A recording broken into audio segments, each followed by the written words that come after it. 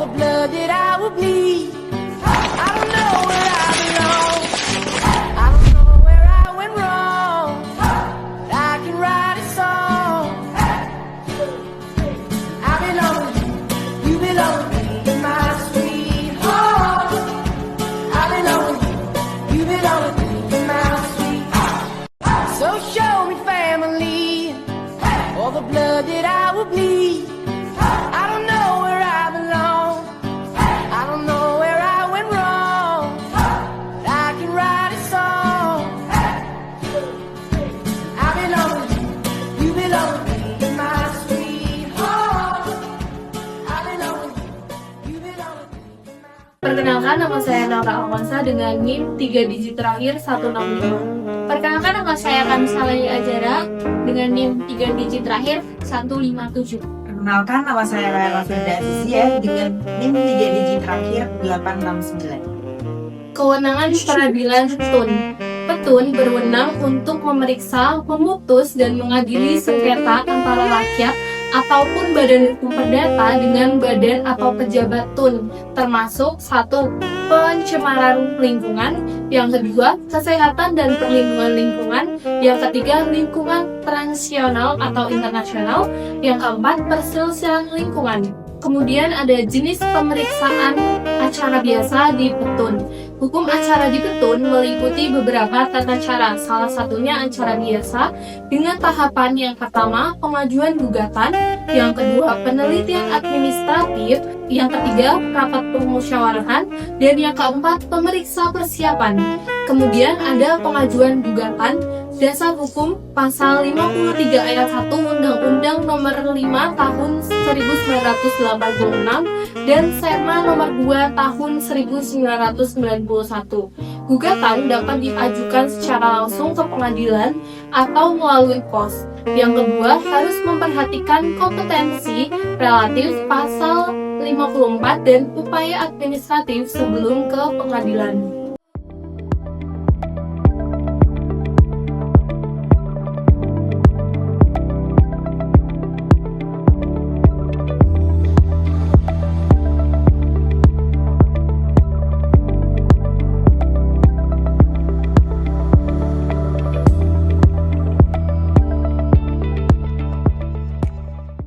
Gugatan diajukan langsung.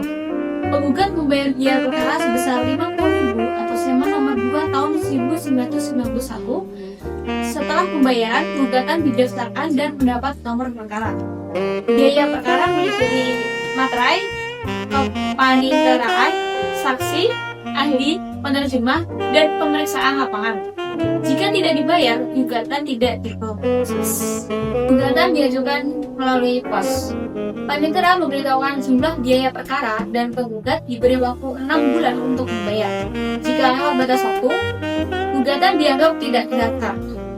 Jika surat gugatan jelas, tetap disimpan di panitera muda perkara agar tidak melewati tenggat waktu pasal 55 Undang-Undang Nomor 5 Tahun 1996. Selain itu, berdasarkan pasal 60 Undang-Undang Nomor 5 Tahun 1986, penggugat dapat mengajukan gugatan secara pro deo jika tidak mampu. Syaratnya antara lain, surat keterangan tidak mampu dari pejabat berwenang, kemudian permohonan diperiksa dan ditetapkan sebelum pokok perkara diperiksa, dan penetapan bersifat final atau tidak dapat diajukan upaya hukum. Selanjutnya ada penelitian administratif.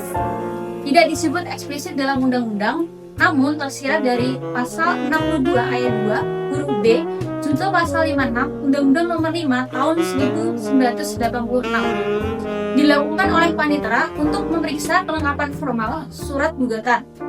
Panitera memberikan petunjuk perbaikan kepada penggugat dan tidak berwenang menolak pendaftaran gugatan. Hasil penelitian administratif, ketua pengadilan akan menilai subjek perkara, perorangan atau kuasa hukum, objek gugatan termasuk kepala tun atau bukan, tenggat waktu, apakah masih sesuai dengan pasal 53 ayat 3, jenis tuntutan, yaitu pembatalan kepala tun, ganti rugi, atau rehabilitas. Kemudian terdapat rapat permusyawaratan. Berdasarkan pasal 64 ayat 1 Undang-Undang Petun, Ketua Pengadilan bersama hakim mempertimbangkan apakah gugatan yang pertama dapat diterima, yakni dilanjutkan ke pemeriksaan, atau yang kedua tidak dapat diterima, yakni dikeluarkan penetapan dismisal. Dismisal hanya dikenal dalam hukum acara tun, tidak di perdata maupun di pidana. Kemudian terdapat pertimbangan diterima atau tidaknya gugatan. Gugatan tidak dapat diterima apabila yang pertama, pokok gugatan tidak termasuk wewenang petun, atau misalnya bukan kepala petun. Ya, kemudian yang kedua, syarat-syarat formil gugatan terdapat pada pasal 56 tidak dipenuhi meskipun telah diperingatkan. Contohnya, ketika gugatan tidak menyangkut keputusan administrasi negara atau tuntutan tidak relevan dengan dasar gugatan.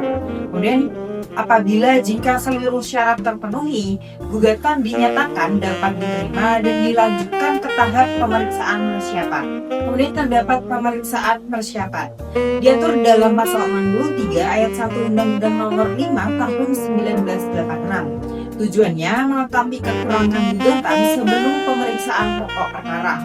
Kemudian hakim dapat memberi nasihat perbaikan maksimal dalam waktu 30 hari dan meminta keterangan dari pejabat atau badan tata usaha negara.